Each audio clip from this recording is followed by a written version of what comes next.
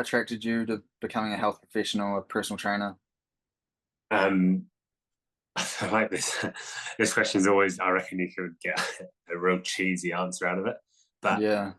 for me, it was always, I've always enjoyed or got like a kick out of helping people, friends, family, just like problem solving, Okay. um, at whatever cost that might be, whether it's a detriment to me, but in my mind, it's worth it if I can help them. Yeah. Um, and I think that spilled into this where I enjoy fitness, I enjoy the gym, that sort of stuff. And so being able to kind of combine the two and sort of getting that like gratification, but out of doing something in this space, Yeah. was sort of a big driver for me. Um, it was actually funny. It was either I was kind of at a bit of a crossroads, and I was like, what do I do? And I was thinking about joining the police for Okay. that same reason, just like wanting to help. And then, and I was kind of leaning towards that because of what I saw the fitness industry was like. And I was like, oh, that's not me. Like, Yeah. I'm not a men's health cover, so I won't be able to make it Yeah. in that industry. Until I was just like, actually, no, sod it. What's the worst that can happen? So, um, but yeah, that's kind of the main sort of things that drew me into it, and I'm glad I did Yeah. because So it's been great. what made you decide over PT versus going to the police? I think it was I've just always had like a passion for the gym from Yeah. like a young age, wanting to just train and just enjoying it and get bigger and stronger and improve my rugby. Um, Yeah. so, and I was always um, gymming with friends or trying to like, I was the kind of one that would maybe lead the session with mates, Yeah. like, oh, let's do this or let's do this. And then I thought, well, why didn't I try it? Why didn't I do that as a career? Or I actually just never thought I could do it as a career because I was like, oh, it's just not, I can't. Until I was like, actually, fuck it, just do it. What's the worst that can happen? Like, Yeah. I hate, I hate the word what if or the Yeah. words what if, which is why I'm in New Zealand. Like, what if I had gone to New Yeah. Zealand, blah, blah, blah. And so, yeah, just thought, sod it, I'll get involved, see what happens. And yeah, rest is history, really. I think it was more, I had more of an affiliation, I suppose, with gym and fitness and health and that sort of stuff than I did the police. Like, I was kind of, it was more Right. just the like, oh, I want to help people. How do I do that? Looked at firefighting, but scared of heights. So Yeah. that wasn't going to be great. Yeah. So then I was like in some sort of service, try and like help in some sort of service, and then yeah, landed Yeah. with personal training. So when essentially you started off and you learnt the what I would call the essential skills of personal training, how to lead a Yeah, group, how to yeah, be instructive, how to coach. You learnt that the easy way through your friends, and then you were kind of like, okay, I'm good at this, or I'm confident enough to do this with others. yeah, Then you move that into clients, which was probably a lot easier than starting out as a PT in the deep end, not having that kind of IQ of how to conversate with the client and things like that. 100%. Like when I first started, I was like, right, messaged a whole load of mates. Hey, you guys keen to Yeah, come down and do just a group fit, like workout in the park? And I just put together some rubbish circuit, but it was more about being able to come up with something and like coach a group of people. yeah, And I was quite nervous going into it because I was like, oh, these are my friends. And if I'm really shit, then they'll think, like, I'll kind of like let my original thoughts as to why I wasn't going to do it because I couldn't, because I didn't think I fit the like mold of what it needed to be. yeah, And then I did it and they enjoyed it. And I was like, oh, that wasn't actually as hard as I thought. And I was just kind of tapping into I like to talk a lot and I like to meet people and talk to people. So I was kind of tapping into that yeah, social side of my personality and then bringing it into work. which I thought, which is kind of lends itself hand in hand, really. I feel like if you're, especially in, say, personal training, I think if you're quite a shy or, you know, more introverted, I feel like it can potentially be a hindrance because you kind of have to put yourself out there. You have to, Yeah, you have to fake it a break little the bit. ice. Yeah, exactly. And I think you have to break the ice with people. You don't know people. Someone might book in with a consult, and you've got to make them feel easy because gyms are daunting places, and you've got to make them feel comfortable quite quickly because that's your make or break whether if you're going to potentially get a client or not. And I feel if you can fake it to an extent, but it will be found out quite quickly. I feel like you have to Yeah. kind of mean it and be that person. And yeah, so like I think you just need to kind of let go. And a lot of people, I've met a few people that have done it, and they're quite, introvert's probably the wrong word, but maybe socially awkward, and they would never put themselves in that situation. But by doing it enough, it becomes a skill like anything, and then they've become good Yeah. at it because they found that, well, if they carry on doing what they're doing, they're not going to get very far with it. They're going to have to somewhat change and just break that mold of being nervous, I suppose, around new people. Yeah. And caring what other people think in terms of Yeah, putting yourself out there. 100%. Like that was a big thing. I don't care as much about what people think about me anymore. As you can probably tell, I'm quite Yeah. shameless and punishing on social media. But at the beginning I did, and I was like, oh, this is awkward, or like, what if they don't like me, or what happens if, Yeah. again, it goes back to that kind of, I suppose, imposter syndrome. Like, what if I didn't think I could do Yeah. it? What happens if I can't? Or if you didn't get a client from your consult, oh, it's because of me. It's not for any other reason. As Yeah. soon as you can kind of break that and be like, look, door knocking sales, you could be the best salesman on the planet, but people don't necessarily need that product, or that might not be Yeah, what they're exactly. people. You're going to have no's, but it's how you learn from it. Like, you don't just take it and be like, oh, okay, I'm rubbish. Be like, okay, how can I learn? Okay, could my pitch be better? Could I have worded that better? Could I have spoken to them better? Like, could I have related to them more? That sort of thing. So it's just ever growing and ever learning, and just trying to like hone your skills, I suppose, like social and personal skills, which I think is important. Yeah, I think that's why it's a really good way to start with your friends. You can just go get a group of friends together, say, hey, I'm doing a boot camp in the park. Yeah, Come on Saturday. It's free. I want to know your thoughts. And that's you just learn from there. And those are leads. But a lot of people are too scared to be like, oh, hey, bro, any chance you want to come down? I'm trying something new. 100%. And I think, Mm. and even for me, who I thrive in social situations, like I love it. Just chuck me in and like social environment with people I don't even know, I'll talk to them. But when it came to even my friends trying to coach them, I got nervous and I got a bit like almost standoffish. And I just Yeah, had to, the more I did it, the better and more easy it became. yeah, definitely. And I think it's just the same with anything, really. It's a skill. You're not going to be good at it first time, but the more you do it, the better you'll get at it. Yeah, and so just with that, the whole skill thing with being a personal trainer, what other skills do you think a new personal trainer would need to become successful, to become full-time, and to make personal training their career? Um, I think the first one, and it's in the name. Well, we've spoken about it just before, is being personal. Like, you have to build a relationship with your client. They're not just a number. You have to get to know them, get to know their family, like, talk about them, their family, what they're doing that week. Build that relationship so they feel that you care.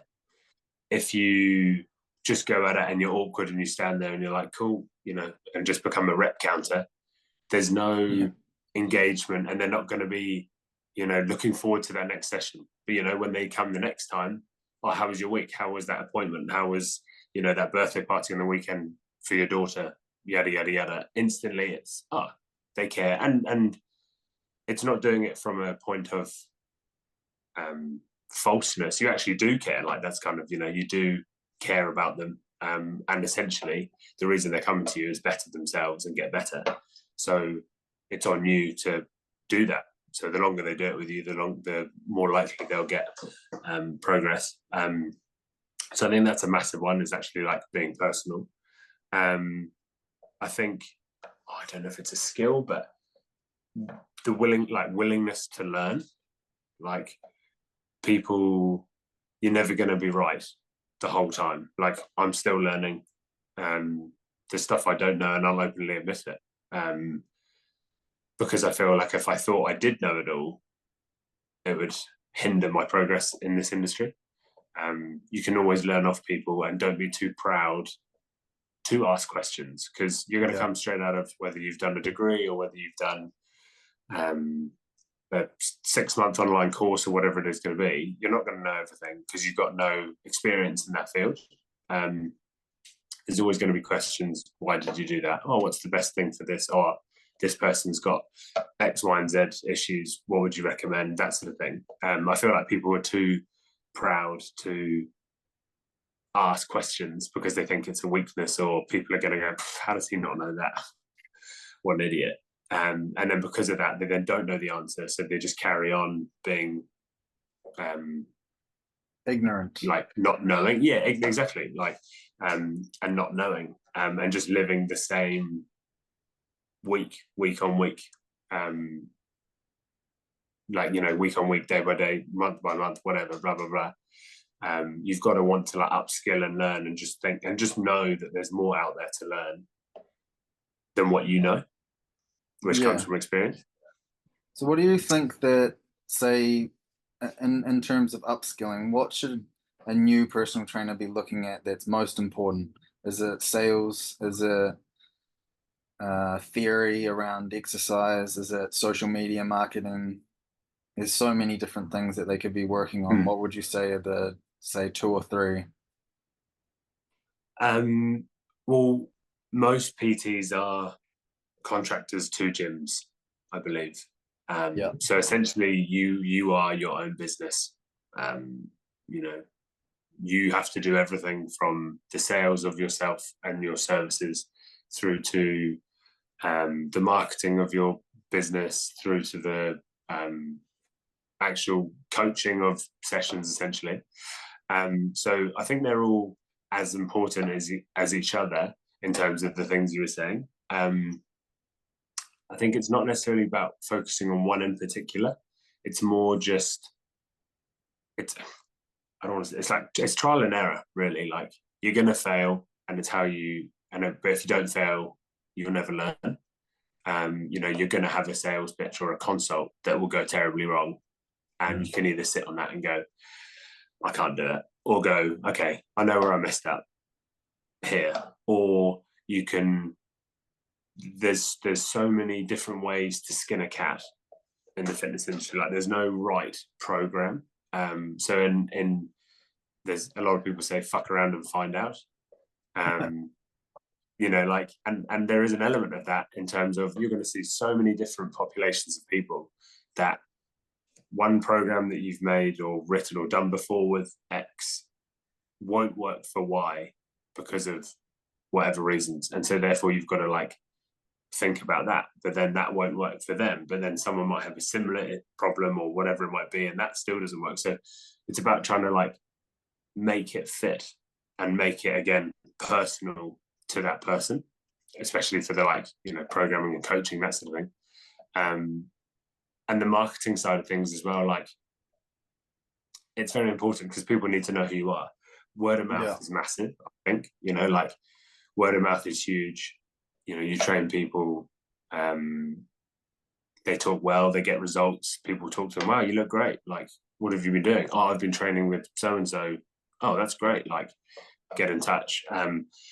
That's the majority of my like Instagram is just all for marketing. Like I film people's sessions with their permission, and I put a wee clip of like what they've done in our session on Instagram, tag them in it. If they want to share it, that's great. But if they share it, then their friends see it. And a lot of the time, a lot of my leads come from friends of friends or friends of clients that have, hey, I've been seeing you training so and so for 5 months and they look great. And I thought, finally bite the bullet and get in touch.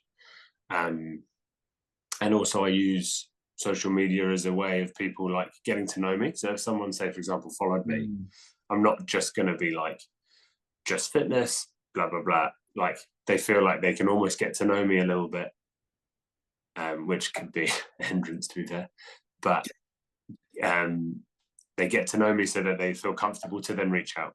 So they're like, okay, Yeah. I kind of know a bit about him. He seems pretty relatable.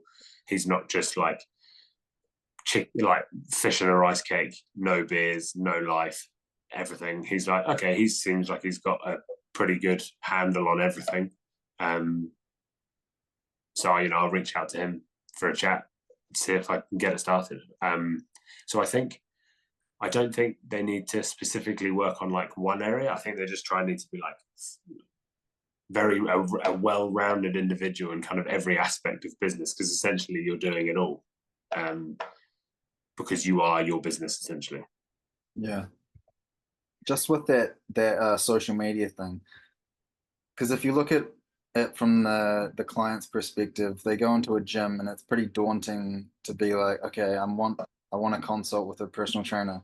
I have no idea who they are. I'm just going to get given someone on a random whim from the manager that's there. Whereas if they've Yeah. seen you on social media, they're familiar with what you do, they might have a friend there that you train, they talk to them, and then there's kind of this connection. No, 100%. Like, gyms are daunting, and a lot of people have never been to one before, and they worry about what their perception is, or what they're going to be perceived as by someone and other people in the gym. But realistically, they're too busy looking at themselves in the mirror or Yeah. checking out their ass whilst doing arm day to actually care that you're in the gym.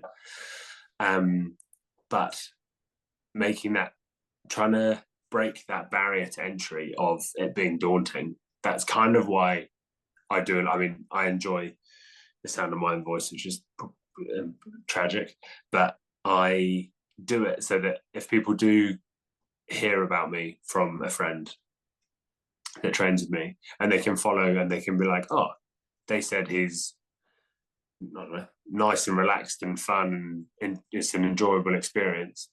And then if they watch my Instagram, they're like, oh, well, that kind of seems to be like what they were talking about. But social media is like, can be horrific, because especially for young people coming in, like they think that it's all about like flexing and working out, and like realistically, no one gives a shit about the workout you did. This is kind of hypocritical of me, because I'll often put a video up of me training, but it's more so just to be like, I will walk the walk as well as talk the talk. I'm not just going to stand there and be like, do better, but I don't. But I don't do it. I won't do it all the time, because that's not my business. My business isn't for people to see me training. They don't care. They want them to be bettered. But a lot of people, I think, get caught up and they're like, I love gymming.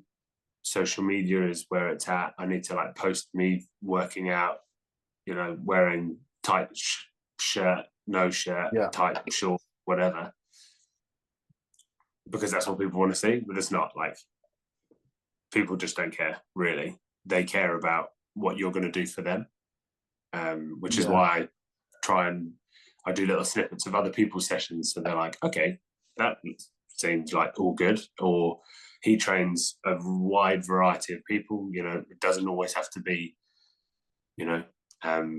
someone that's in shape or someone that's athletic. It can be, I've got clients that are 60 plus, through to people that have never stepped foot in a gym before. So I kind of want to show that through social media, or my social media, so that people feel at ease to reach out. Because, like you said, if you walk into a gym, the manager can go, "Yeah, they're great," and you go and sit down with them, you're like, "This is awful, and this is why I didn't come to the gym in the first place." Yeah, It it's gives them off-putting. that kind of like, yeah, exactly, and that's why I quite enjoy group fitness stuff too. Um, the stuff that we run is quite. It's like a small.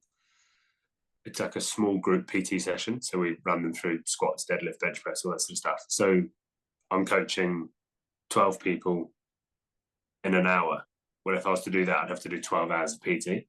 But Right. in that time, I get to show my skills to them. And they might only get 2 or 3 minutes of my time because there's a lot of them. But in that 2 or 3 minutes, what I say might make all the difference. So then they're like, "Oh, I want to have you for half an hour or an hour because that was great."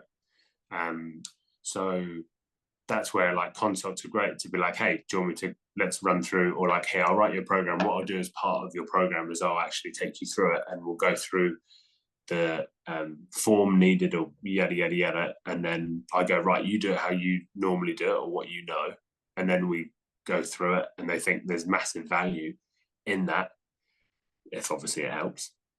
And so that's where you build that relationship. They're like, "Oh, he's not just telling me he's good, he's actually shown me out of his own time," which has then led to 3, 4, 5, 6, 7 weeks, months of PT down the Yeah. line because of it.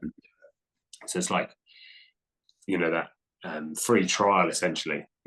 If you put a bit of time in, yes, okay, it's not going to cost. It's essentially costing you time, but it might make you a lot more money down the line rather than if you're like, "Here's your program," and they're like, "Oh, cool," and then they stick with it for a few weeks and then kind of fall off. Yeah, because a lot of PTs will see that as, oh, I've got to give an hour of my time that could be used somewhere else. But theoretically, that could be an hour of your time could equate to 12 months of Yeah, an hour, 2 hours a week. 100%. And like, I'll do it where I don't often like walk the gym floor, but I might see someone that's moving horrifically, and I'll go over and be like, "Hey, I hope you don't mind, but if you just do this or blah blah blah," and it makes all the difference. They're like, "Oh, that's great," and then leave them to it. Don't then, "Hey, have you thought about a PT session?" I'm like, "Cool." Like, Yeah, planted the seed in their head. They're like, "Fuck, he only came over for like 2 seconds and that made everything so much better." So that they're in their head, they're like, "Oh, well, I wonder what it would be like if I actually did a program with him or actually did a PT session." And then they come, "Hey, is there any way we could do a half hour PT on the other movements?" "Yeah, absolutely fine. No dramas." You go through it. And rather than telling someone you're good, proving that you're good, like show your worth by delivering your product essentially, which is knowledge in a yeah, way that they one enjoy and get benefit from. Um, and that kind of like leads me on, or not leads me on, but it's not my questions. But like, I feel like a lot of PT, like, there's a lot of people that know a shitload more than me, and I'm happy to admit that. But and I've met them firsthand. They cannot pass that information onto clients in a way that they understand or enjoy. Like, you knowing that a hamstring is called a semimembranosis, great. If yeah, you say to your client, "Oh, did you feel that in your semimembranosis?" They're going to be like, "Where the fuck is that? Why am I learning Latin? I've come here to just gym and not have to think. And now you're trying to like push your knowledge on me."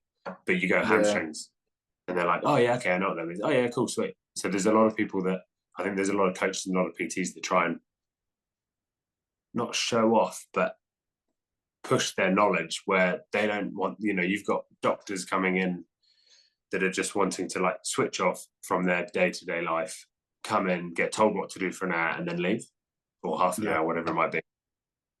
Um, so that's that kind of personal side of things of like, you don't need to show it by being all fancy and smart and sciencey. It's about being able to like give information and pass it on to the client, them understand, and then take it and go with it, yeah, type thing. yeah. Like portray the idea to someone in an understandable way that they don't just get Yeah, confused. Just makes it 100%. awkward. And they don't, they're not coming to you to learn how to be a PT. Yeah, Like, exactly.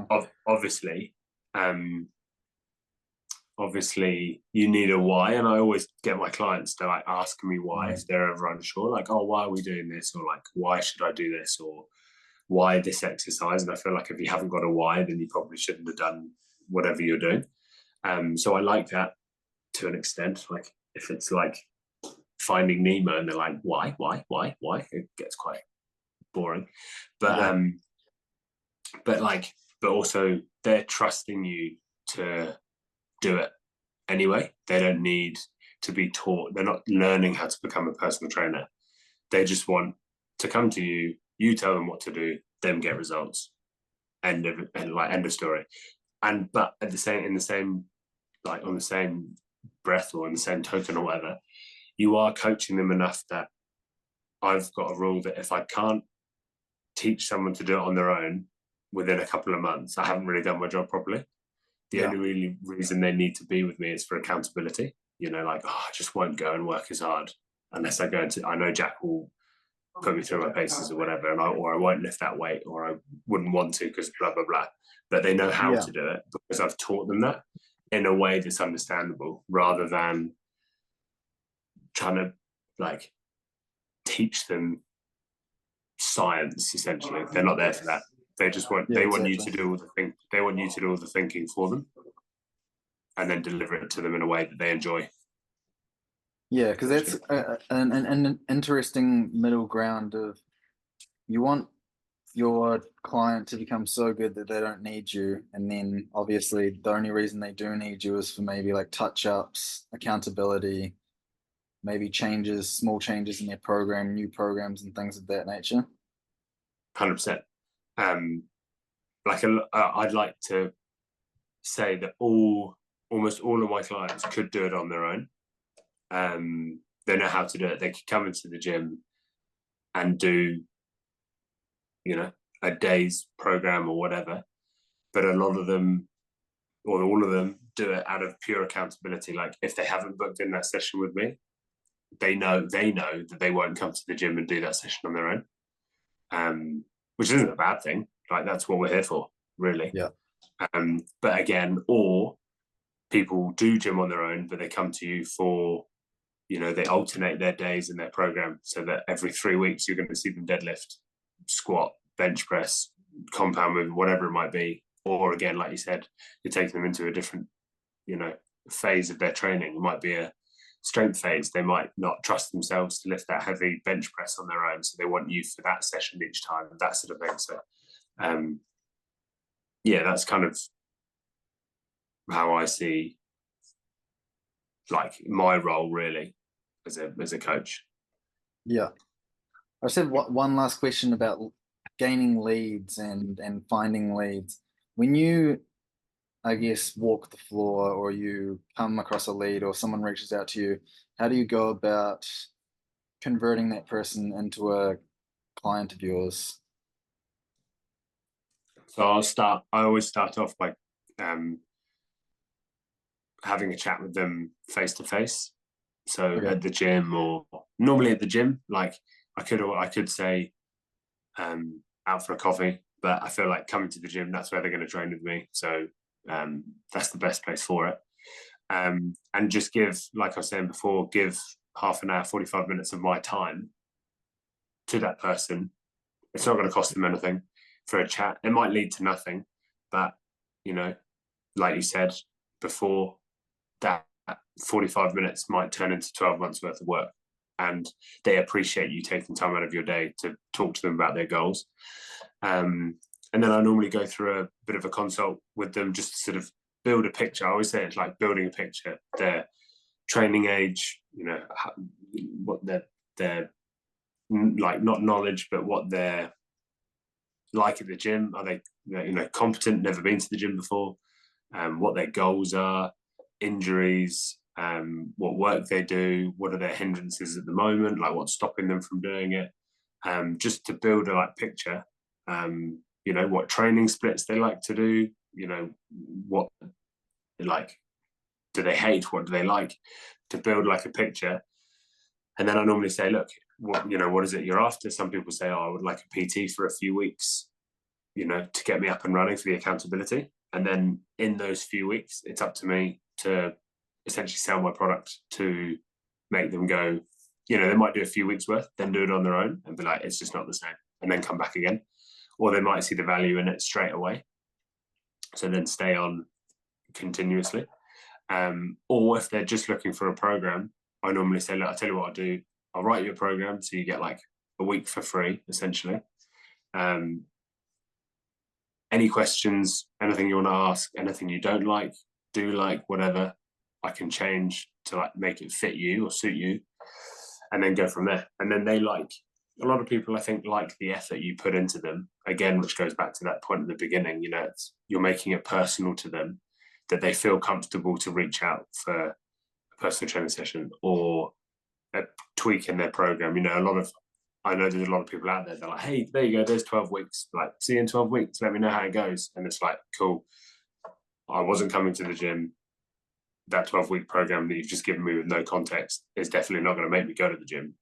There's a way, you need to build that like rapport to like get them in and break their habit of not gymming, or they've plateaued and whatever they're doing. And then get them better than they were when they first met you.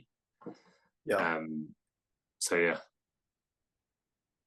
Yeah, that's a pretty much perfect summary of how to do it. Well, it's just like the time. I always think is time shouldn't always be monetized. Yeah. Because if you do that, I feel like you're only chasing money and you're not actually in it for the right reason.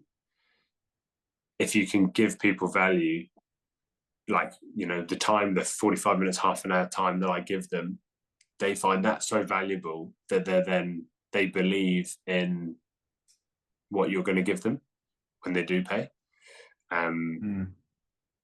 And yeah, it's all the big one. It's just